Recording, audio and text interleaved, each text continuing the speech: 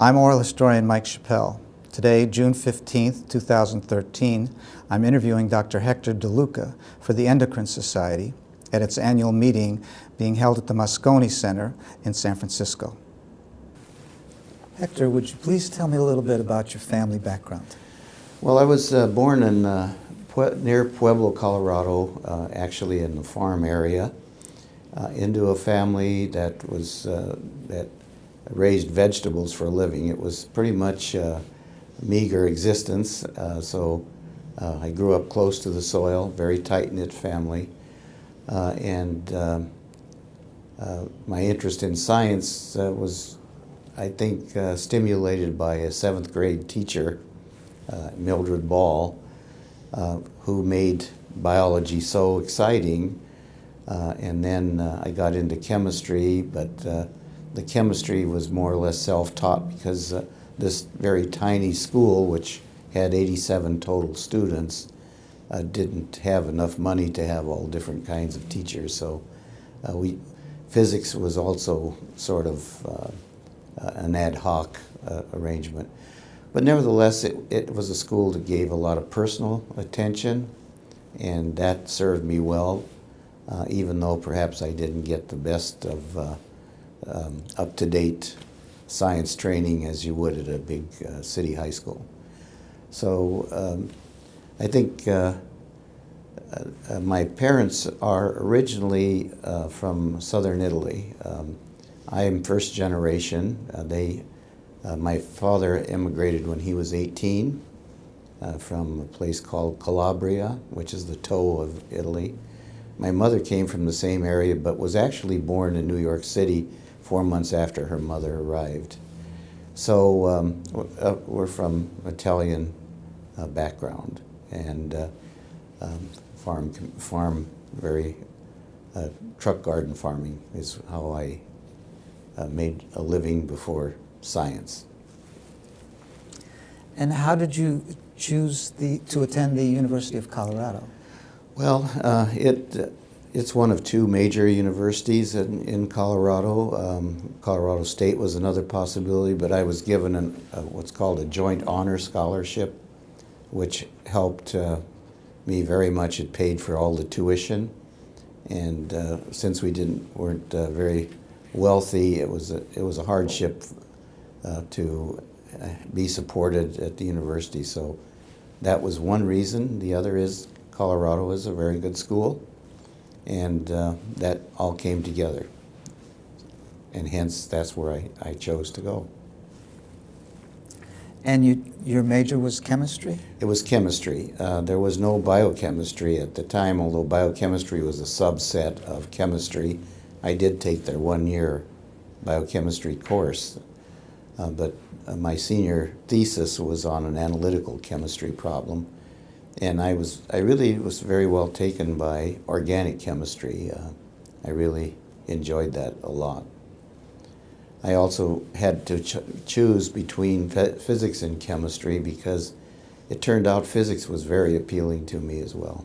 But in my second year, I decided chemistry was the right way to go. And the next major decision was, after getting my bachelor's at the University of Colorado in chemistry, I had to choose, was I going to go to medical school? And to back up a little bit, I had 2 brothers that died very young at age of 9. One I never knew because he died before me, before I was born. And my second brother died when I was 4 years old. So this had a big impact on me. I wanted to do science to also help cure disease. So that was one of the impetus. So when I got my bachelor's degree, I had to choose between going to medical school, becoming a medical doctor and do medical research, or go to a science institution and do scientific work on medical problems. And I was talked into it by the professors at the University of Colorado, and so I applied to 3 or 4 graduate schools in my senior year, and Wisconsin was one of them. Did you feel like you were giving up on the biological side at that point? Well, no, because I applied to biochemistry, which means I was trying. I'm sorry, I mean the medical side of it? Well, no, I think I thought that when I looked at the University of Wisconsin and what they'd accomplished, a lot of the early vitamin work was done there, and it's clear that their work had a very major medical impact. For example, Conrad Elvium isolated niacin, and niacin cured pellagra, and there were 20 million Americans that suffered pellagra in the south of the United States. So this one discovery essentially helped 20 million people. So that was impressive in my view. So I didn't really regret not going into medical school. The rather than say the individual doctor-patient relationship as opposed to impacting a larger group of people. Yeah, I think I was more interested in curing disease than I was necessarily in the one-to-one. And that's really important for people that are so oriented. I could do that, but I'd rather do the other. Let's see, what was your senior thesis at Colorado? It was on a viscosity of phosphoric acid solutions. It was an analytical problem, and it really wasn't very exciting, I'm sorry to say, but it did teach me some things in terms of accuracy and precision, which I think influenced me all along. So I did work, however, in the one biochemist's laboratory. His name was Carl Dittmer, who then moved to Florida State. And I essentially washed glassware and did a few manipulations that an undergraduate could do. And it exposed me to the research that they were doing. How did you get involved with working for the Navy at this time? Well, Carl Dittmer had a Navy project in which he was synthesizing amino acid antagonists. And so one of the things that I was able to do, other than wash glassware, was to synthesize compounds for this Navy project. So the exciting thing was that I was allowed to go to the literature, which was a lot of it was German literature in those days, and pull out synthetic methods, and then actually carry out some of the synthetic reactions. So, yeah, so that I was paid from a Navy project. Now they wanted amino acid antagonists. They hoped to treat boils, and I don't ask me the question of how an amino acid antagonist is going to treat boils, but that was the project. Okay. Now, as you were finishing up at the University of Colorado, how did you envision your career path at that point? Well, I thought that I'd devote my life to research on biological problems that had medical implications. And I needed to get training, the best biochemistry training I could get. And I wanted to get it in a place where there was an awareness of medical problems, so that you didn't get into an esoteric chemical problem that has no relationship to medicine. So that was one of the major reasons for selecting Wisconsin for my graduate work. Another was, of course, I was offered an assistantship from Professor Harry Steenbach, who was very famous for his discovery of the vitamin D radiation process. In your skin is 7-dehydrocholesterol. It's a side reaction product of cholesterol metabolism. A dehydrogenation takes place to create this delta 7 sterol. It absorbs 282 to 300 nanometer light. And when it does, it gets converted to pre-vitamin D, which is inactive, but that's in equilibrium with vitamin D3 that is the precursor of the hormone. So that all takes place in the skin. So the vitamin D3 from the skin then goes to the liver, transported on a vitamin D transport protein. And it goes to the liver, and the liver then, the microsomes or the endoplasmic reticulum contains an enzyme called CYP2R1 that converts it to 25-hydroxy-D. That becomes the circulating form. And that's the form everybody measures to determine vitamin D status of a patient. Okay, so this, though, turns out isn't active either. It has to be converted further. That conversion takes place in the kidney. The blood transports the 25-hydroxy-D to the proximal convoluted tubule cells of the kidney, where the CYP27B1, which is the 1-hydroxylase, puts the other hydroxyl. Now it becomes an active hormone. And now it goes to the target tissues of intestine, bone, and kidney, where it does these good things as raising blood calcium and phosphorus. And it is the blood calcium and phosphorus level that are supersaturating that supports normal mineralization of the skeleton.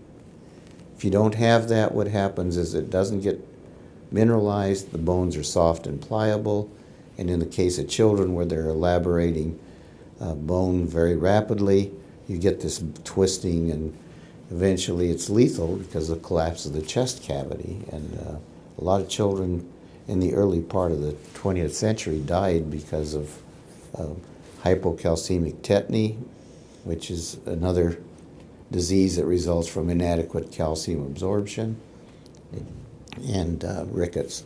Could you say a little bit more about Harry Steenbach and also the tradition of vitamin research at Wisconsin? Yeah, I'd be glad to do that.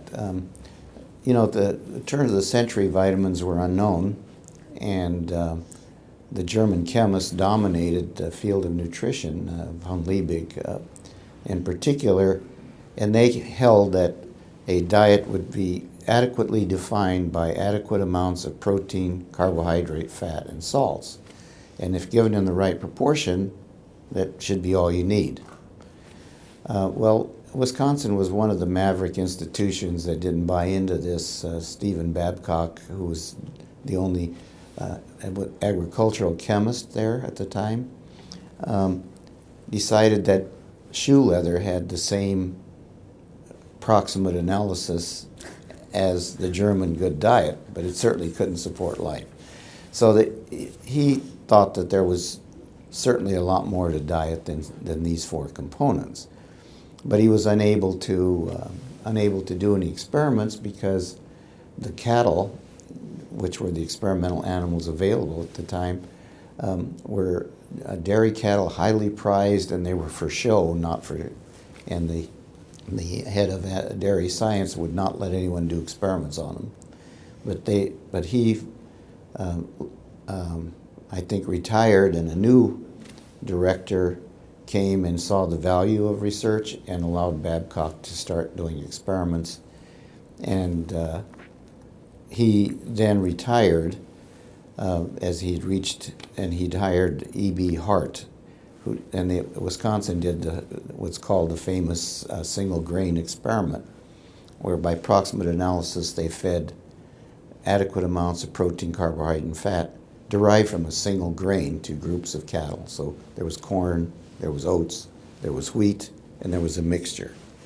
And they studied these animals over a period of a year to 2 years, and they determined milk production, do they survive. Well, it turned out that the corn animals did very well. The wheat animals did poorly, and many of them died. And the oats were sort of in between, and the mixture, having benefited from corn, did almost as well as the corn diet alone. So they drew the conclusion that the proximate analysis was giving false information, and that there were clearly other things required for diet. And a lot of other scientists had fed pure carbohydrate, protein, fat, and salts, and their animals all died. So E.B. Hart set Elmer McCullum on the problem, what are these other factors? And Elmer McCullum decided he couldn't do experiments with cows. How could you fractionate tons of feed to find out what they needed? So he decided that he was going to work with the experimental rat, and immediately the dean of the college was, this is a college of agriculture, and the rats were enemies of the farm. You can't bring those into the College of Agriculture. So E.B. Hart and Babcock, who was still there but retired, encouraged him to hide the rats in the basement of the biochemistry building and do his experiments. And so that's how it all started. And he fed purified, except with the fats, instead of purified, he fed as a fat cod liver oil, butter fat, and lard. And the ones on lard, of course, died. They didn't have any vitamin A. And the ones on butter fat did fine, and cod liver oil. And so he said, there's a factor here that's fat soluble. Did the same thing with the water soluble fraction and found a water soluble factor, which he called factor B. And Funk in 1911 was another chemist that had fed pure protein, carbohydrate, and fat, and all his animals died. And he said there were vital amines that were required that were in diet that haven't been defined yet. So the Wisconsin group adopted this name vitamine. They put this together. So that's where the name vitamin came from. And they eventually dropped the E on the end, and it's vitamin A and vitamin B. And so Wisconsin became a hotbed of identification of the vitamins. And so they were involved in, the next one was vitamin D, but McCullum had moved to Hopkins, and he's the one that did the critical experiment on D, because McCullum, or Sir Edward Mellanby in Britain, was worried about the 70% incidence of rickets in children in the United Kingdom, because it's a low sunlight country. And so he thought this might be a dietary deficiency disease. So he took dogs, put them indoors, and fed them the Scottish diet where the incidence was highest, and sure enough, he produced this horrible disease, rickets, in dogs, and he could cure it with cod liver oil. So he concluded vitamin A cures rickets. Well, McCullum, a very smart guy, saw this and thought this can't be true, so he very cleverly bubbled oxygen through cod liver oil, destroys the vitamin A because that's a highly conjugated and easily oxidized vitamin, but it didn't destroy the D. And so he showed that this cod liver oil now was able to cure rickets, but no longer cures xerophthalmia or vitamin A deficiency. So he said this is a new vitamin. And the reason it's D is because in the interim, vitamin C was described by another group, Holston Froelich, followed by, what was his name? Can't think of it now. And so the vitamins were being discovered, and Wisconsin was right in the center of it. So all these professors, except Babcock died before I got there, were still at Wisconsin when I came. Alvium became president of the university, but he was there, and Steenbach, Carl Paul Link. Did you know this story before you got to Wisconsin? I knew about the discovery of the vitamins because they had Alvium with, Steenbach with vitamin D, McCullum with vitamin A. Yes, I knew the story. It was in biochemistry texts at the time that we used for our senior course. So when Steenbach sent me his offer, it was a command, it wasn't an offer. So I took it and went to Wisconsin. And what had been Steenbach's contribution to this? Well, yeah, that's to continue on the vitamin D story. Although McCollum had identified a new vitamin, it's still at the same time that all of this was happening, Hulczynski in Vienna, a physician, was finding he could take rachitic children and put them in sunlight and they would be cured. And Chick in England did the same thing. Steenbach, who, when McCollum was assigned the small experimental animals, was assigned the big animals. So he had been working with goats in 1916, and the goats he found when they were in the winter indoors, they lost calcium. They were in negative calcium balance. When in the summer, when they were in the sun, they were strongly in positive balance. So he related sunlight to calcium. So that got stored away in his head. So then when after Mellanby's work and McCollum's, Steenbach and had read Hulczynski's work, he began to think radiation is doing something that I better find out about. So he started radiating rats. Radiation from the sun? Yeah, but he used an ultraviolet lamp. Oh, okay. So he wanted to duplicate sunlight and yet control it. So he started with ultraviolet light to radiate the animals that cured them. He radiated the air they breathed that didn't cure them. He radiated their cages that didn't work. He radiated their food that worked. So then he said, what fraction in food? So he found the non-saponifiable lipid fraction. And so, but this irradiation process could easily be used on foods consumed by people.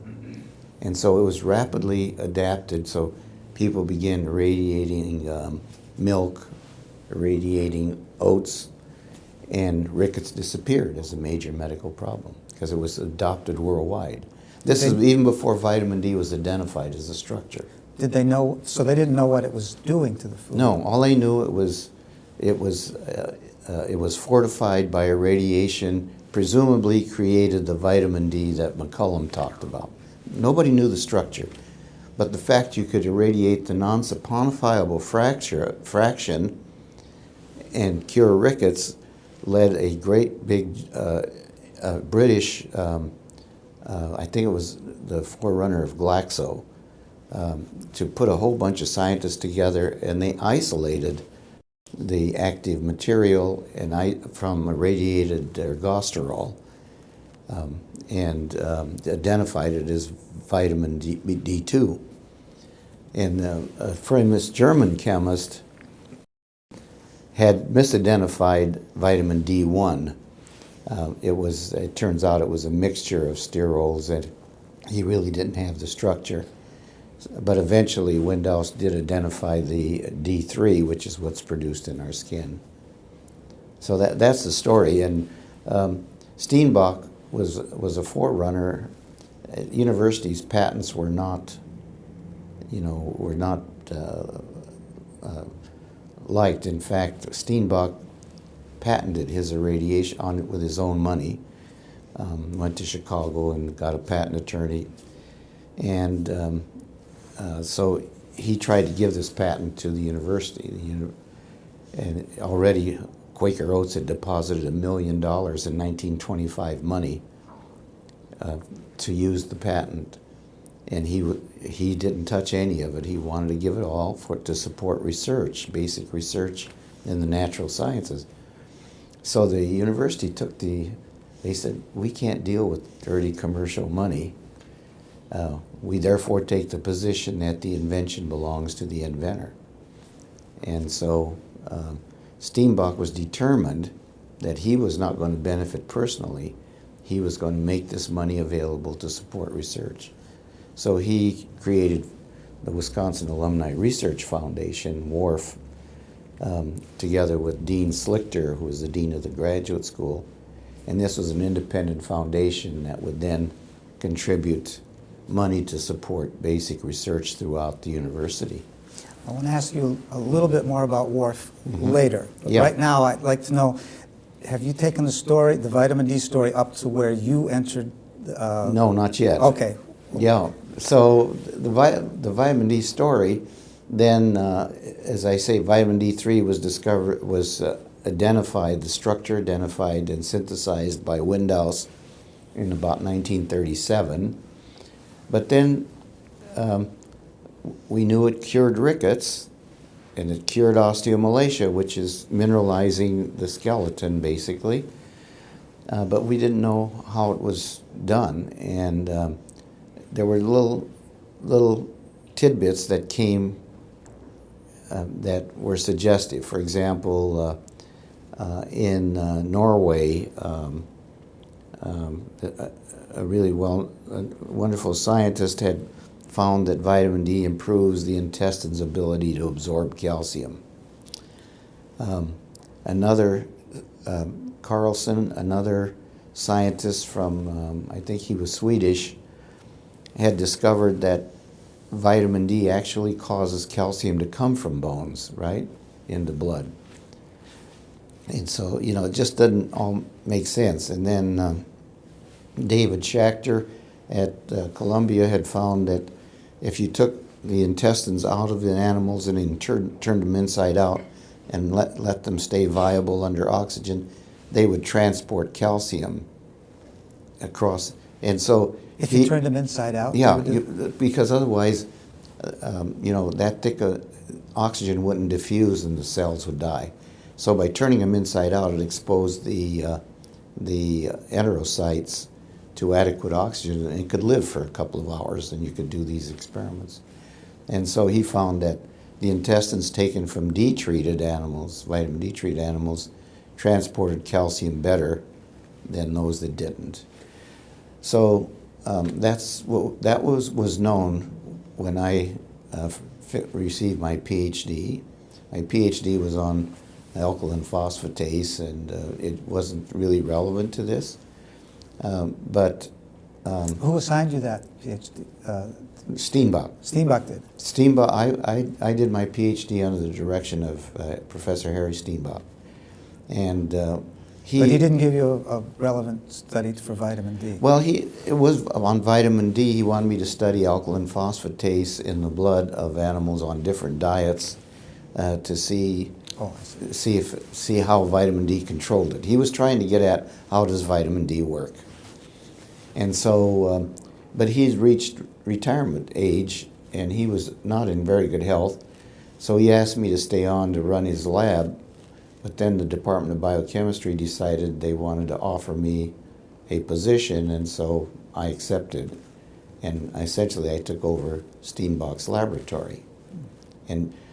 But I had to go away from Wisconsin because I'd gotten all my degrees there. Master's and PhD. And they, in true academic fashion, they wanted me to have some other exposure, some other orientation. So I was sent to Cambridge in England to work in the Strangeways laboratory to learn how to culture tissue and study cultured tissues. So when I came back, I was assistant professor, and I decided I was going to find out what I could about how vitamin D works. So being trained in organic chemistry, I decided I'm going to make vitamin D labeled so highly labeled that I can follow a true physiologic dose.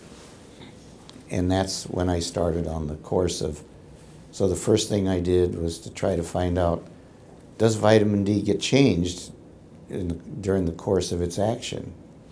So we gave radio-labeled vitamin D and then extracted the tissues and chromatographed the extracts.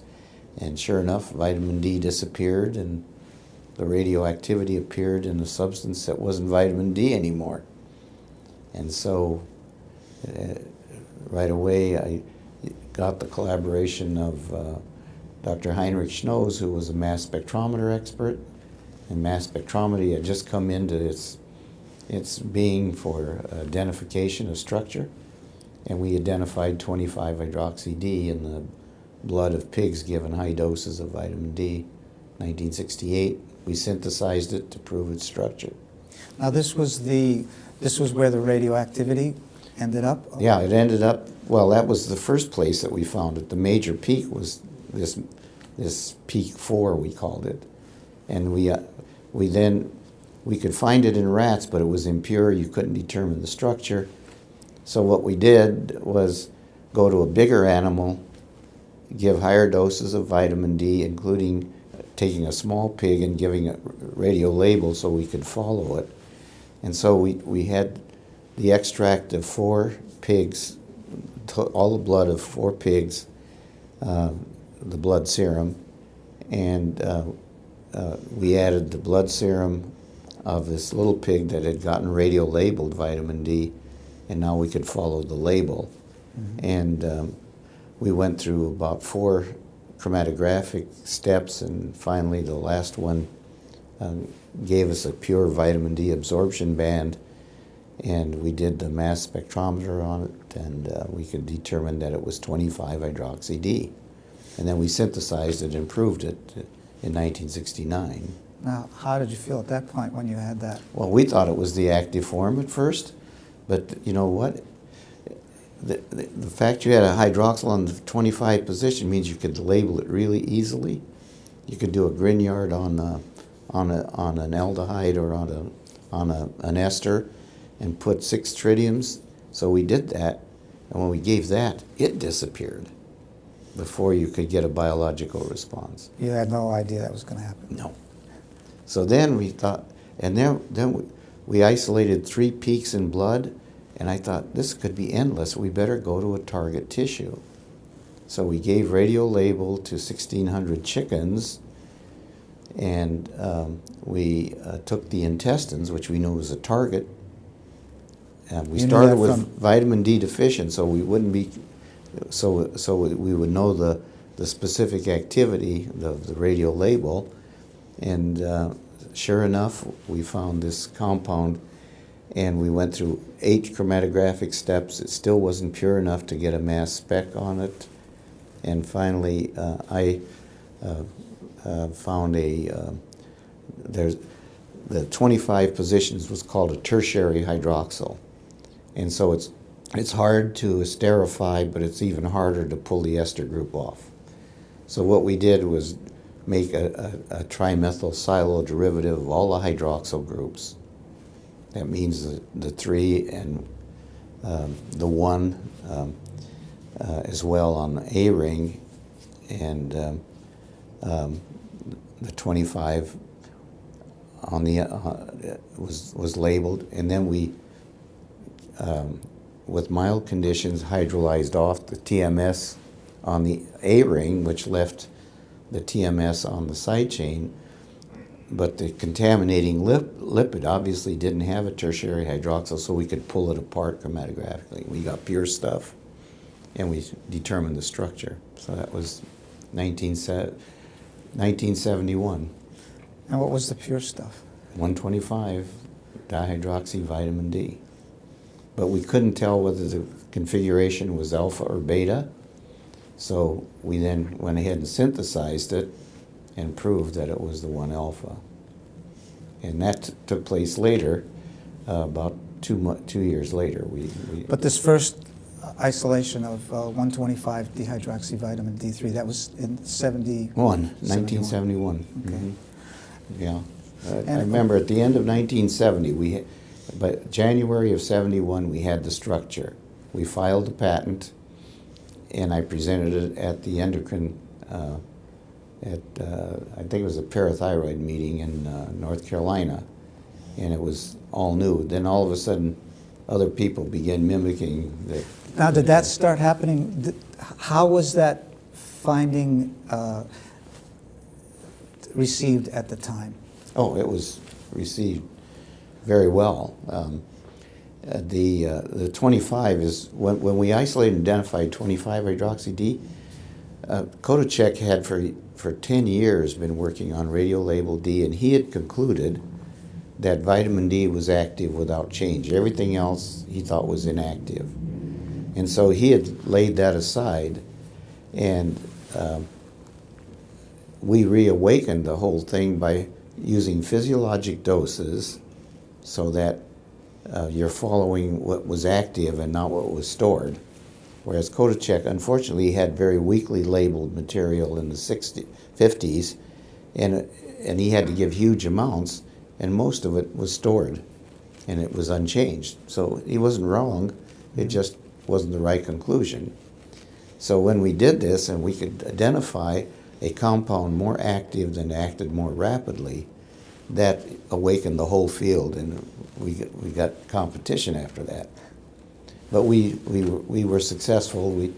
We did it by the end of 1970, and we're proved it by 1972 by synthesis.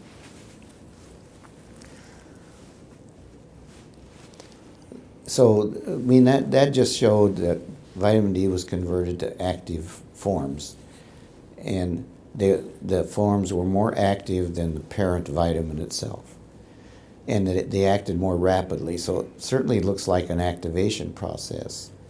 But at the same time, I had a couple of really good postdocs that wanted to study whether when you needed calcium, was this turned on? And when you didn't need calcium, was it turned off? And sure enough, Ian Boyle found that. And we reported that about 1971, you know, by just from studying radio labels. So we begin to understand the endocrine system and the feedback mechanisms. And then we also did experiments which proved that vitamin D 125 induces its own destruction, because the enzyme that destroys it did not appear until you provided to deficient animals 125. And so that's how the endocrine system started coming together. And we defined it in the 1974 lecture at Federation proceedings, and I think it's a published paper as well. But I remember giving that story in the vitamin D endocrine system I think we called it The Vitamin and the Hormone was the title. So once you had the 125 dehydroxyvitamin D3, you were also looking at what was happening at the same time with calcium. Is that correct? Yes. Okay. Could you say a little bit more about that? Yes. Now, I had several people working in the lab. Some were working on regulation, some were working on the identification of the active principle. So once we knew that we had the active form from a target tissue, 125, the intestine, we began to wonder whether it was regulated. Okay, so when you need calcium, it would make sense if you turned on the hormone that stimulated calcium absorption. So therefore, Dr. Ian Boyle, who was a postdoc in my lab, started doing experiments where we fed animals different levels of calcium in the diet, and another group studied phosphate. And in order to do this, to follow the metabolites, we gave radio-labeled 25-hydroxy vitamin D and studied what went into 125 and what went into other metabolites. And so what Dr. Boyle found was that when you put animals on a low-calcium diet, and they tended to be hypocalcemic or have low blood calcium, they made lots of 125. Okay? When they had plenty of calcium in their diet and their blood calcium was normal or even slightly above, they didn't make 125, they made another metabolite, which we identified as 2425, dihydroxy D3. And so he began to, we then did a study, another group independently studied, is 2425 another active form? And it turns out that it was less biologically active than its precursor. 125 gets converted to 12425, it's less active.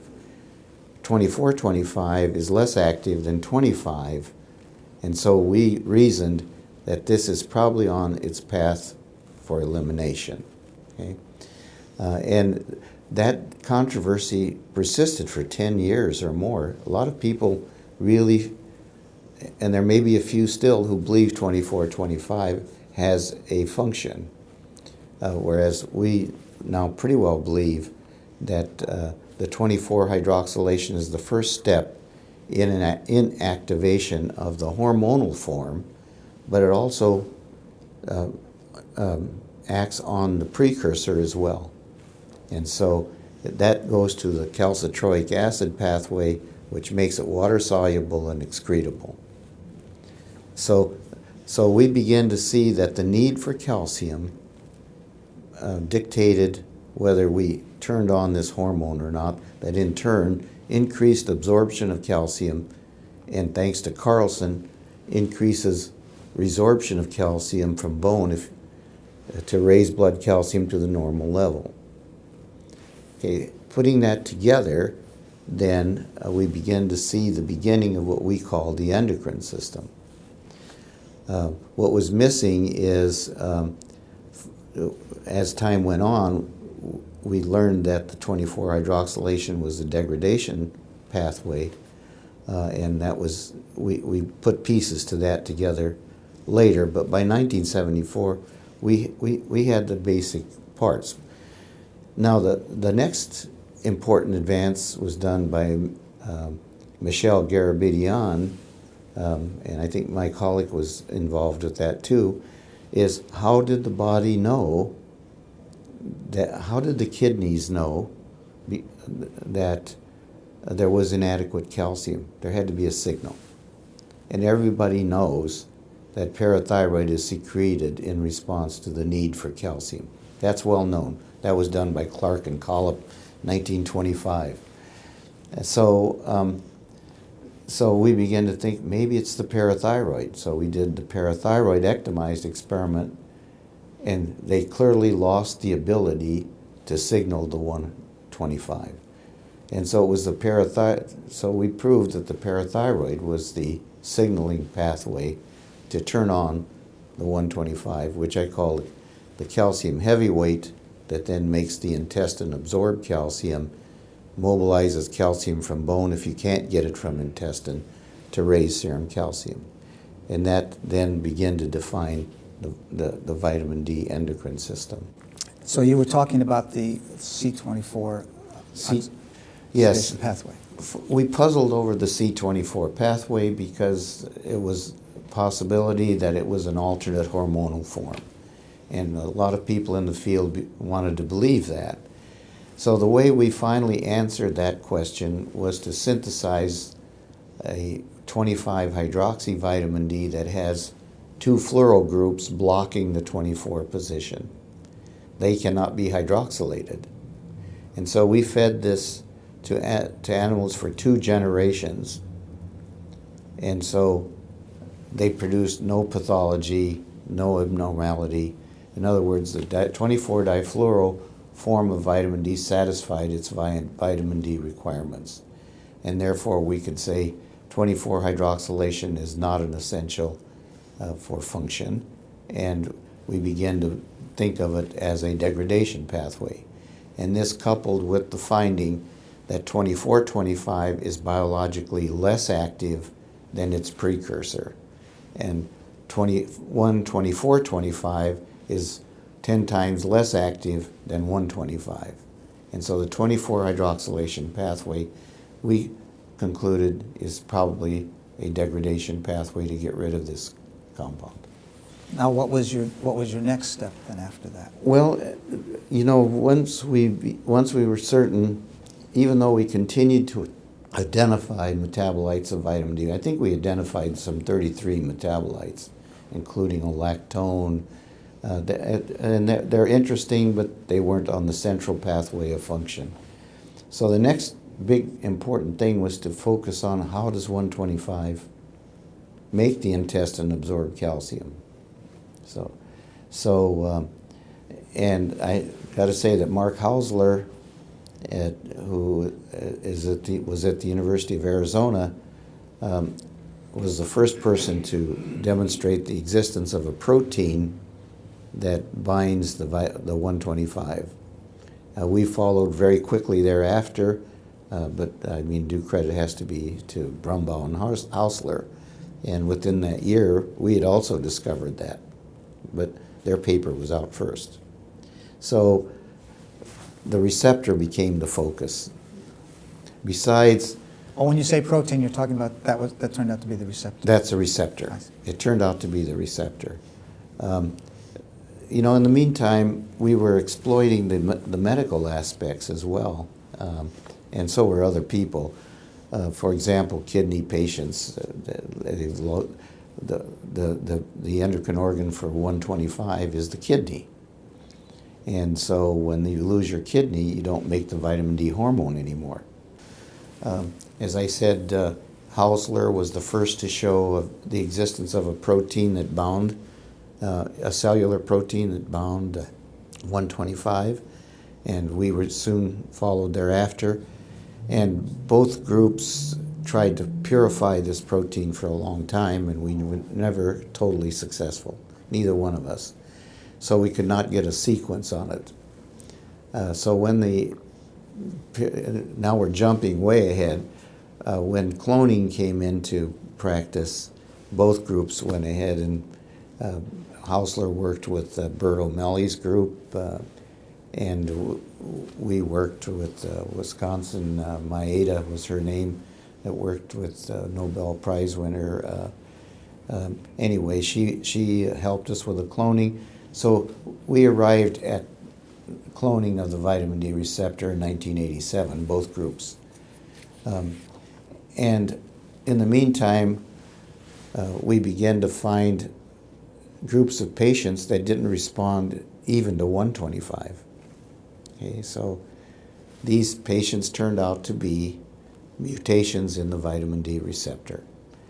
So with Norman Bell in North Carolina, we described this group of patients, and then a whole bunch of other physicians had, and so a number of mutations have been reported, but they're all basically a mutation in the coding for the gene that encodes for the receptor. So the receptor became a major focus for quite a while.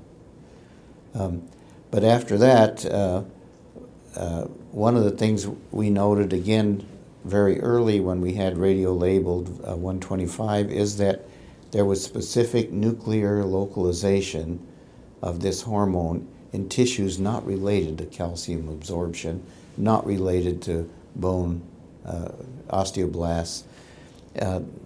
They're found in the immune cells. They're found in the islet cells of the pancreas, the keratinocytes of skin.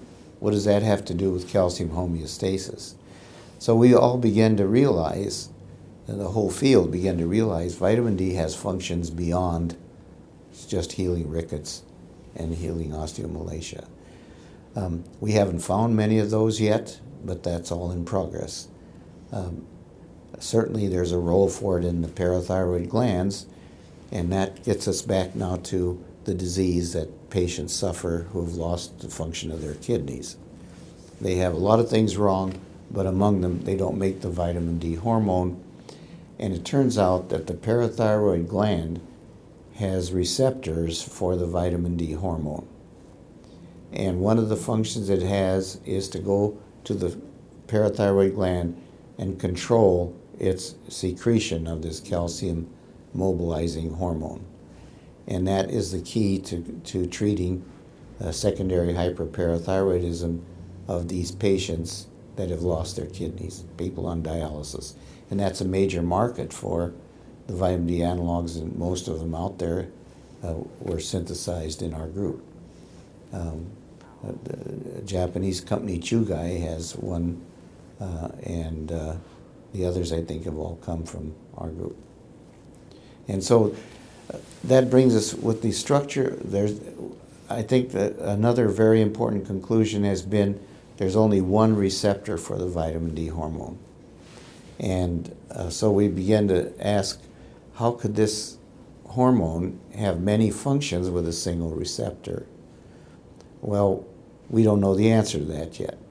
But we do know that different analogs have different effect on the three-dimensional structure of this receptor, and that's being deduced by nuclear magnetic resonance spectroscopy.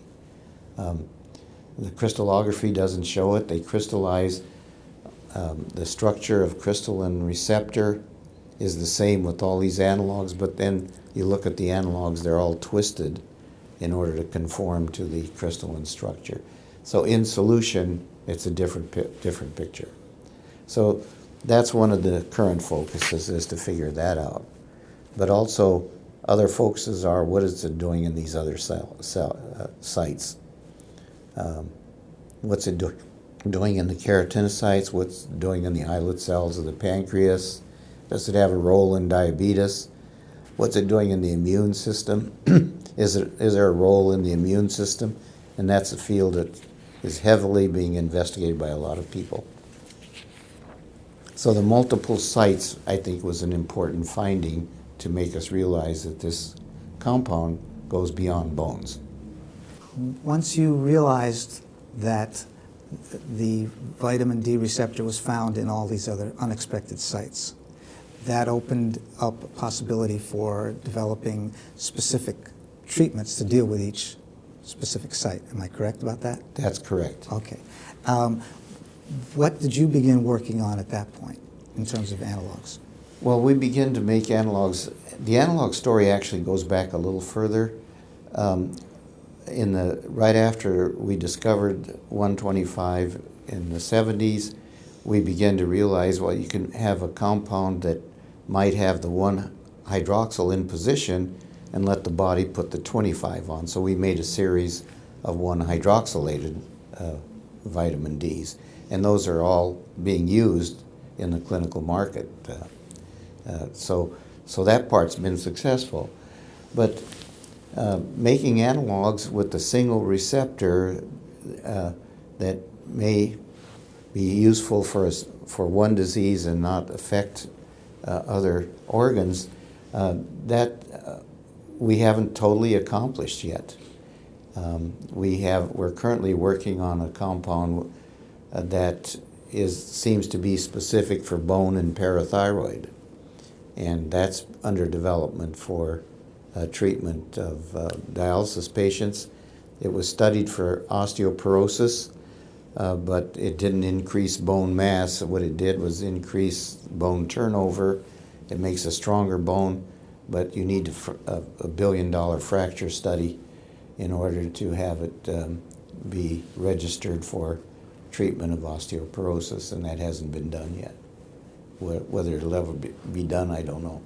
But the game now is to try to make analogs that will specifically act on one organ or another. If we could get a substance that acted on the immune system, it could be used to treat some of the immune disorders. If we could get an analog that would act only on bone, maybe we could markedly affect such disease as osteoporosis without the side effect of hypercalcemia. That's the main problem. The vitamin D, its first love, so to speak, is to raise serum calcium and phosphorus to mineralize bone. So the problem we've got is to breed that hypercalcemic action out of the molecule so that the other actions could be expressed, assuming that the other actions don't require the same structure. And that's the hope for analog synthesis that's currently in progress. And is that what you're working on? You're trying to find some part of the molecule that you can keep and some part that you can change? That's correct. We've been doing that for quite a few years now, and the best one we have so far is the one that we're working on that's specific for bone and parathyroid. And who are you working on that with? Well, it's a company that I've started for developing. It's doing the preclinical and clinical work in order to get it in the dialysis market, for example. And we don't have the money to do the fracture study for the osteoporosis, but it's possible that some large company will still want to do that. You mentioned a little bit earlier about Harry Steenbach and the Wisconsin Alumni Research Foundation and how that got started. I wonder if you could kind of rehearse that a little bit for me, Yeah. and especially how it related or created space for you in your efforts. Well, I think it's an interesting story because it applied. It was the forerunner of handling all intellectual property at universities. It was at least 25 years ahead of its time, and the story is that this one man thought that this invention should be protected because, for example, a beer company started irradiating beer and had, according to Steenbach, the story he told me, they had cars of beer on the rails ready to ship that had been irradiated by his process. And so one of the reasons he filed patents is he wanted to be sure it got used in the right way. So if you license it to the right people, for example, Quaker Oats for food, it's going to be used right. But if there's no chance of creating vitamin D in beer, it's not going to be used right, and you're going to delude the people. So that was one of the driving forces for Steenbach. And then the idea that research could pay for itself was another one. And he thought he could give it to the university, but of course universities did not want to have anything to do with commercial matters. And as a result, Wisconsin is probably the only institution where the invention belongs to the inventor. All other schools take possession in some form or other. So I certainly was influenced by this story of Steenbach. When I first identified 25-hydroxyvitamin D, I went to the patent council at Wharf and asked if he could patent it. Well, we had federal money in our labs, and the federal government took possession of all intellectual property generated from funds supplied by the federal government. And so what happened for the trigger for federal support of research really happened when Sputnik went up in 1958. Then NIH, NSF began flooding money into universities, and all of a sudden the federal government owned all the intellectual property that came from these, and none of it was ever used because the federal government didn't license it out, and they had walk-in rights. So as a result, in the United States, from all that research that was done in those 10 to 12 years, was not utilized for treatment or whatever. And so fortunately, Howard Bremer, who was the patent counsel at Wharf, had a friend at the NIH, Norm Latker, who was the intellectual property manager for NIH grants. He said, we'll try to get it released. And they worked and they got it released.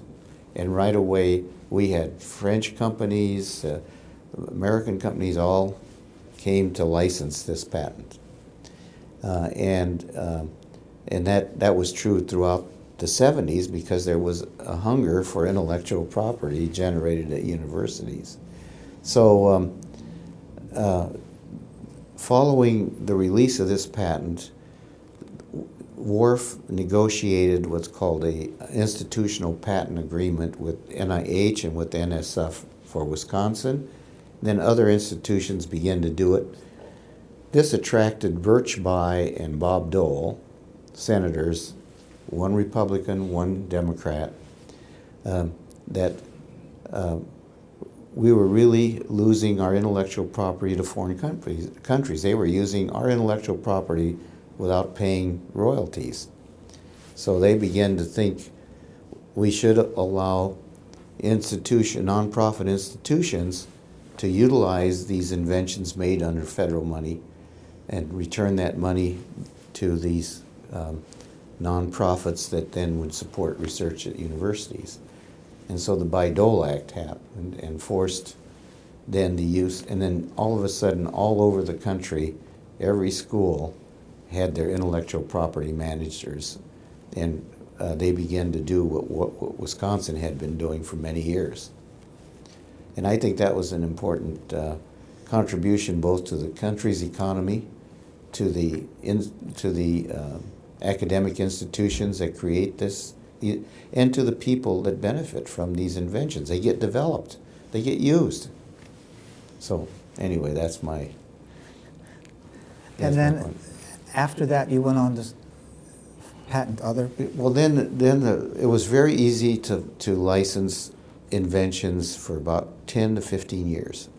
Then all of a sudden, companies wanted wanted to be able to test the compounds before they licensed them, because it involved investing a fair amount of money.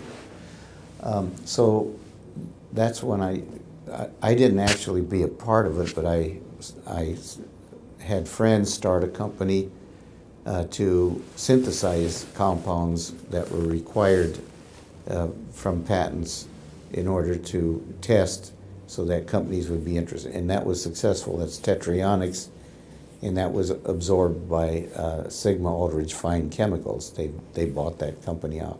This was a company that you didn't start, but your friends started? I was a advisor part to? of it. I was an advisor. As a university professor, I couldn't be because I had my full salary from the university, and so I served as a consultant and all that sort of thing. But that was a fairly successful one. And then another one, Bone Care International, was they became interested in one of our compounds for treatment of osteoporosis, and licensed it, and I worked with them. But again, I had to have arm's length because I was a full professor, and I had to report all of this to the university, and they really frowned on playing two roles. Well, all of a sudden, universities began to realize this is an important function of our universities. To be sure, the intellectual things that we develop can get out to the public for the public good. And so they began to accept that university professors could play a role in developing companies. And as a result, when we first synthesized this bone-specific compound, I decided we should form a company to get it to a point where it'll be licensed and developed and sold. And so it shows how the handling of university inventions has changed over the years. I mean, to a point where universities really want these inventions to get out to the public, to the private sector. And that was your first company that you started talking about? Yeah, there was another one that I started. One of my postdocs had a two-dimensional gel electrophoresis that they wanted to do as a service, and I said, go ahead and run with it. So in a sense, I started it, but I didn't really play much of a role in it. So Tetraionics was probably the first one that I had something to do with actually advising them on a consulting basis. Now, in terms of putting out more analogs, in terms of what's realistic that can be done or what cannot be done, what are your feelings on that? I think it can be done. It's strictly an experiment right now. Until we're successful, we don't know for sure that it'll work. But this 2MD that seems specific for bone and specific for parathyroids is the test case, because that one really did show selectivity. And we're developing assays to assay the function of vitamin D in some of these other areas, for example, in the immune system. If we have the assays, then we can look at some of our analogs. We may even have some that are specific.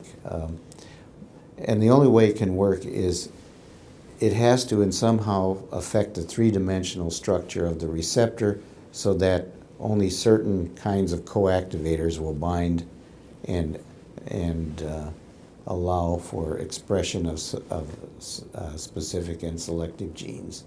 Whether that's going to work or not, it's experimental science. And that's very complex, I guess, at this point, in terms of all the opportunities or all the places you can go in and change something. Is that? Yeah, for example, autoimmunity has been something that's attracted us since the 90s. And it was all based on the sunlight, relationship of sunlight to multiple sclerosis, discovered by Goldberg back in 1960s. And he related it to vitamin D, and that still exists. A lot of people think that because multiple sclerosis is in high proportion in the northern and southern climes, and very low or absent at the equator, that sunlight, by increasing the amount of vitamin D, is suppressing this disease. There's no doubt about the relationship between sunlight and the disease, but sunlight can do a lot of things. So one of the things we found with a model of multiple sclerosis, which is called experimental autoimmune encephalomyelitis in mice, that there's a specific wave band of light that doesn't produce vitamin D that suppresses this disease. And so the correlation between sunlight, vitamin D, and multiple sclerosis is only a correlation. It's not cause and effect.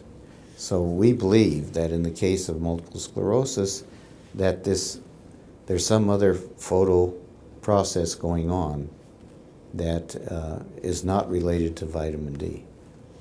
So I think studying these various diseases is going to be very fruitful in the future. But it's not, let's say the jury's not in on autoimmune diseases and the relationship to vitamin D. Would you tell me a little bit about your family and how they've supported you over the years? Yeah, well, actually I have two families. You know, this is my second marriage. And my first family was my family when we made the discoveries of the vitamin D endocrine system. And my family was very important to me, very supportive. We still found time to do a lot of things together. And I think if you have a great family that's supportive, it lets your mind be free to work on the science. If there's no other way that they help, they certainly help that way. If you're distracted because you have problems with your family, it can't help but affect your work. So my family has been very important, and in my second marriage I have two young kids now. One's 15 and one's 13. They've been wonderful. They give me a peace, mm-hmm. and I'm able to go and work on my science, and then I'm able to enjoy them. And I think family is very important. What are their names and what are their interests? The two young ones? Yeah. Yeah. Martin is my son. He's 15. He's very scientifically oriented. He really likes science. He's only in ninth grade right now, but I think he's on that trajectory. I think he's going to go into science. My daughter is very big in dancing and ballet, but she likes to do everything. He likes to be very focused on things. He in sports he might focus on one sport and that's it. And he tends to be very driven. She wants to do everything. So they're very different, and I think I'm affecting them differently. I think they got to be happy in what they do. I don't want them to think they want to be in the image of their father or mother. That's the worst thing you can do. And what's your wife's name, and what's her? Margaret is her name. She goes by the professional name of Margaret Dame. She's a professor at the University of Wisconsin in biochemistry. She became a professor after we were married, but she works on vitamin A. She's and she did do her thesis on vitamin D, but she's quite scientifically oriented, very work oriented. So my first wife was actually a wife. I mean, in a sense that she stayed at home with the 4 kids. So, and that was her job. That's what she chose to do. Margaret is more professional. She chooses to be an academic as much as possible. But she comes from a family of academics. Her father was a professor at Penn State. Now, what about your older children, your 4 children? Well, they, one is in the Bay Area. She directs clinical investigations for a startup company. She got a PhD in biochemistry, so she's the one that's the closest. The other 3 all went into environmental. Oh. 2 of them are in Minnesota. One's in Duluth, and then the other one's in St. Paul, and they work for environmental cleanup companies. And Deb actually works for the state of Minnesota. Deborah, yeah, uh-huh. And she does a lot of overseeing a lot of the environmental cleanup projects. And what are your other children? And my son Tom is head of environmental sciences at University of Washington. He just got that appointment, so he's just new at it. Mm-hmm. So they all are in science, but not only one is in biochemistry. So you mentioned Deb and Tom. Yeah. There's 2 and others? Jim. Jim is environmentalist at St. Paul, and Camille is the director of clinical work in one of the startup companies here in the Bay Area. What's been the nature of your relationship with the Endocrine Society over the years? Well, let's see. When I first started out with the vitamin D story, I won one of their prestigious Endocrine Society awards. Eli Lilly lectureship? Yeah. Yeah. Mm-hmm. And I've been, sort of a member of the endocrinology. I don't always go to there's so many meetings that we could go to, and I'm not a person that likes to go to many meetings. I'd rather be in the lab messing around. And so I don't always go to the Endocrine Society meetings, but I've gone to quite a few.